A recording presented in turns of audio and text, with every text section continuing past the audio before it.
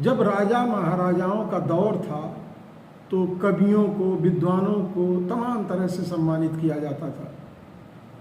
बहुत सारे कवि होते थे और उसमें कुछ लोग ऐसे भी होते थे जो अपनी बात चंद पंक्तियों में लिख करके देते थे और उसके गूढ़ रहस्य होते थे। जीवन का सार 4-6 लाइनों में होता था और कवितावलियों का अर्थ अलग होता था और वो कसौटियों पर अगर तौली जाए तो पूरी खरी उतरती थी। नमस्कार, प्रखर आस्था देख रहे हैं आप, मैं हूं आपके साथ विमलेश शुक्ल। इसी तरह की 4 पंक्तियां मुझको मिली और मैंने सुना कि इसकी कहानी क्या है, इसके अर्थ क्या हैं, ये आपको सुनाया जाए। एक राजा के दरबार में एक व्यक्ति पहुंचा और उसने 4 लाइनें लिख करके राजा को दी और वो परीक्षण की बातें थी। जो उसके लेखक थे, रचयिता थे, उन्होंने वो जीवन जिया था। उन्होंने राजा को लिख करके दिया कि राह चलनते दुई कर लीजिए, अनजाने सेज पे पाँव न रखिए, जागत रहे करे का कोई, ऋषि मारे पाछे फल होई। अब चलनते का अर्थ इसमें इन पंक्तियों में है चलते समय, जाते समय, मतलब राह चलनते दुई कर लीजिए। अगर रास्ते में आप कहीं जा रहे हैं तो एक से भले दो लोगों को हो जाना चाहिए। अनजाने सेज पे पाँव न रखिए, अगर अनजानी जगह है और वहाँ आप सोने जा रहे हैं तो सतर्क रहिए। जागत रहे करे का कोई, अगर आप जग रहे हैं तो आपका कोई कुछ नहीं बिगाड़ सकता है। और ऋषि मारे पाछे फल हुई, और अगर आपने अपने क्रोध पर नियंत्रण कर लिया तो इसका सुखद और मीठा परिणाम आपको मिलेगा।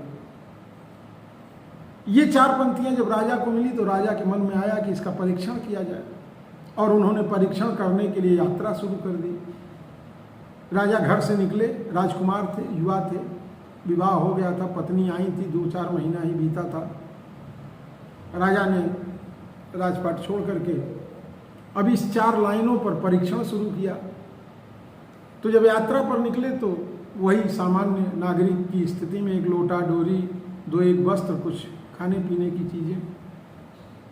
तो उनको याद आया कि राह चलनते दुई कर लीजिए, मतलब राह चलते समय अकेले यात्रा मत कीजिए, 2 लोग हो जाइए।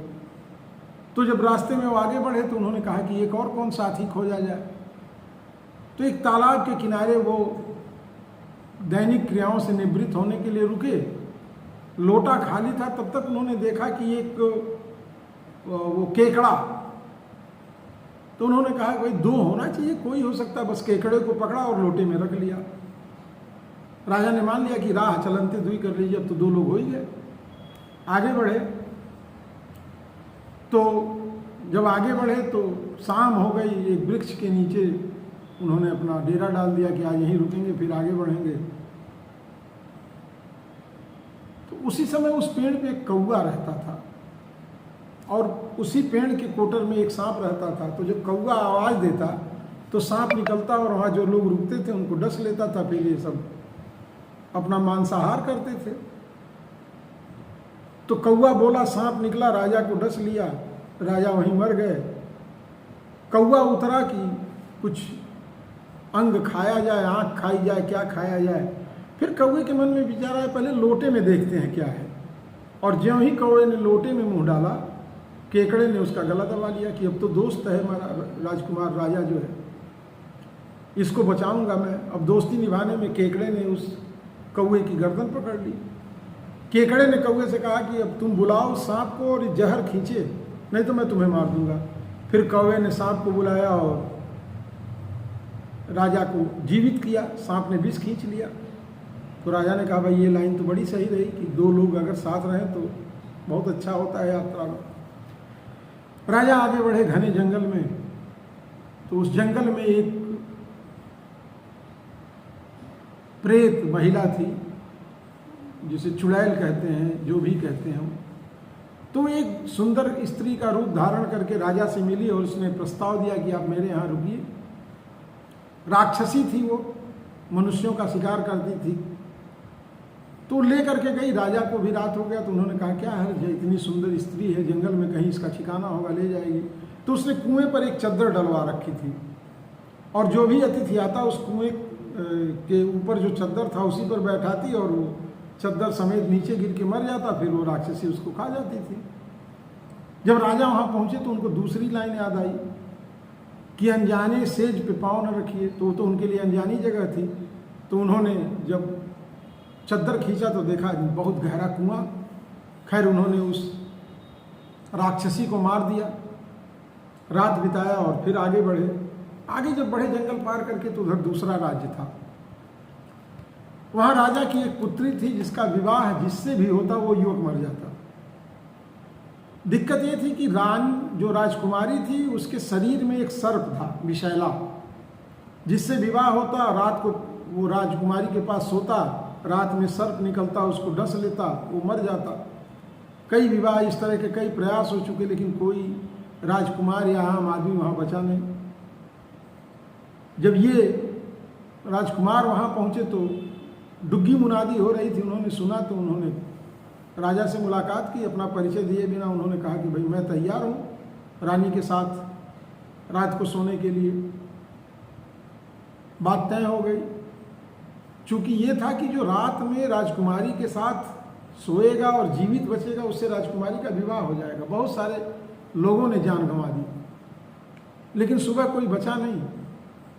तो राजकुमार ने कहा कि मैं एक प्रयास करूंगा। राजा वहाँ के राजी हो गए। शाम हुई तो राजकुमार ने कहा कि राजा ने कहा जो ये गया था परीक्षण करने, तो इसने कहा कि भाई एक मनुष्य के आकार का आटे का पुतला बना करके आप तैयार रखिए और जब मैं कहूँगा तो आगे के हिसाब से वो बात होगी।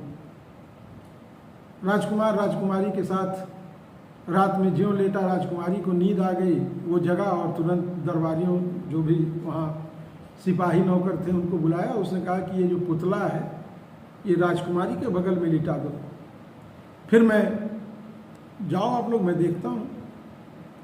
राजकुमारी गहरी नींद में थी, पुतला उनके बगल में लिटा दिया गया। राजकुमार वहाँ से किनारे खिसक करके तलवार लेकर खड़े हो गए।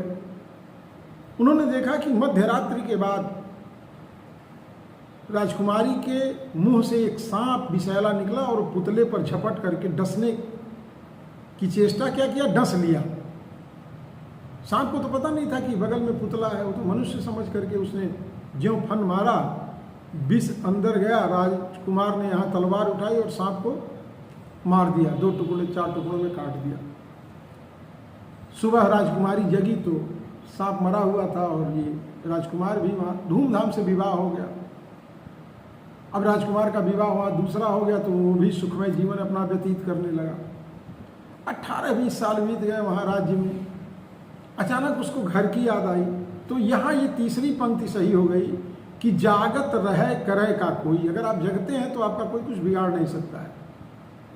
अब चूंकि ये परीक्षण तो राजकुमार के दिमाग में चल रहा था, लेकिन अब सुख सुविधाएं मिली, नई पत्नी मिल गई, तो उन्होंने वहीं एक लंबा अरसा गुजार दिया। 18-20 साल वहाँ बीत गया। अचानक घर की याद आई, अपने राज्य की याद आई, तो वहाँ की राजकुमारी से अनुमति लेकर के ये अपने राज्य को लौटे। चूँकि बहुत 20 सालों में बदला नहीं था, राजा का स्वरूप वही था। तो अब वहाँ जो दरबान थे, जो सिपाही थे, तो लंबे समय के बाद लेकिन किसी की हिम्मत नहीं थी कि बात करें। तो सभी ने सलामी दी और मार्ग दिया। राजा सीधे अपने शयन कक्ष में पहुँचे। तो जब राजा अपने शयन कक्ष में पहुँचे तो उन्होंने देखा कि रानी एक बड़े खूबसूरत 20 साल 19 साल मतलब जितने दिनों से ये घर नहीं थे उतने ही उम्र वय का एक लड़का रानी के साथ हंसी मजाक कर रहा है, उनसे बहुत लिपट करके चिपट करके बैठा है। राजा को लगा कि मेरी अनुपस्थिति में लगता है रानी ने दूसरा विवाह कर लिया, और ये सोचते ही उनकी भौहें तन गई, क्रोध से आग बबूला हो गए। तलवार खींचने वाले थे कि उनको याद आया कि ऋषि मारे पाछे फल हुई। उस 4 लाइनों में एक लाइन ये भी थी, अरे क्रोध पर अगर नियंत्रण हो गया तो इसका फल मीठा होता है। उन्होंने झटका दिया, तलवार म्यान के अंदर गई, आगे बढ़े। रानी उठी और पैर छुई। राजा तमतमाए हुए भी कुछ बोलते कि उन्होंने कहा, अरे आपने पहचाना? राजा बड़ा अचंभित हुआ कि अरे एक तो ये दूसरे युवक को अपने पास बैठाई है और मुझसे पूछ रही पहचाना। राजा ने कही, नहीं बताओ, परिचय बताओ। उन्होंने कहा, अरे सकल सूरत देखिए, डील डौल देखिए, तो आप पर ही गया है। ये आपका पुत्र है, और जब आप राज्य छोड़ करके गए थे तो ये गर्भ में था, तो आप इसको देखते कैसे? आज 18-20 साल के बाद आए हैं। तो फिर राजा को लगा, अरे अगर मैंने क्रोध पर नियंत्रण नहीं किया होता तो अपने हाथों ही हमारे पुत्र की हत्या हो जाती। तो इस तरह की तमाम कहानियों को सुनने के लिए, जानकारी के लिए हमारे साथ जुड़े रहिए, और हमारे चैनल को आप सब्सक्राइब कर लें। फेसबुक पे देखना है तो फॉलो करें, और घंटी ज़रूर दबा लें यूट्यूब पे, ताकि आपको लेटेस्ट कहानियाँ मिलती रहें। बाकी हमारी फिर मुलाकात होगी, हमें अनुमति दें। नमस्कार।